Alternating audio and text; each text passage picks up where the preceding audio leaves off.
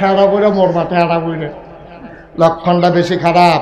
যার যার অবস্থান থেকে কথা বলো, চোখ করে থাকার সুযোগ নাই, ঠিক কিনা বলো? আল্লাহর মাখলুকাতের উপরে হাত দিতে আসো, আল্লাহর মাখলুকাতের উপরে হাত দিতে আসো। যারা হাত দিছে তারা মাটি বেড়াইয়া উল্টাইয়া সব দিনে মাটির তলে হালাই দিছে, সেই লূত আলাইহিস সালামের জমানা।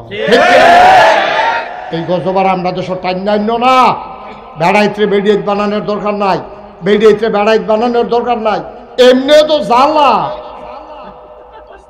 এমনিও তো জ্বালা। সুয়াগুজ বাজারও অনেক বেড়াইতে বাজার ছাইড়া দিছে বেড়িয়েতে জ্বালায়। আমার অনেক মুরব্বী আত ধরে কান্দা দিচ্ছে। আমি কি তো কান্দান করে কয়েকদিন সিফাত ফুটছি। আমি কোন সিফাত কে বেড়িয়েতে, আমি কই গেছিলাম, বাজারও মাছ কিনতাম গেছিলাম, গিয়া সেটা দুই গুপ্তে দুই বেড়ায় শিখিয়ে দিছে। আমি কোনো মতে মুচুরি উফরিতে পারি যাই। বুড়া বেড়া না, এবার কি সিফা সহ্য করতে পারে? এবারে তৌবা করে আছে, আর জীবনে বাজারও হইতাম না। এবারে এখন বাজারের সাইডগুল দিয়ে ঘুরে, বাজারও যায় না, ফোরান ফুরে। আব্বা আর গজবের বাহির হইছে, তে বিদেশ বেডিয়ে আজাইরা হইছে বাজাইরা, ঠিক কিনা? আর গজব টান্নাই না, গজব টান্নাই না। আচ্ছা ওখানে সহজ কথা কই, আপনার ফলাডারে একটা লোক এখানে হাত তুলে বলেন যে হুজুর আমার ফলাটা মাইয়া হইয়া যাই, এটা আমি চাই। কেউ চান?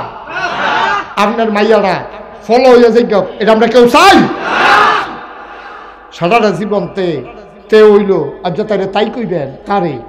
কারবার কি, কারবার কি? এগুলো হচ্ছে বিজাতীয় সংস্কৃতি মুসলমানদের ভিতরে ঢুকাই দিয়া। মুসলমান তো মারণ লাগতো না তো।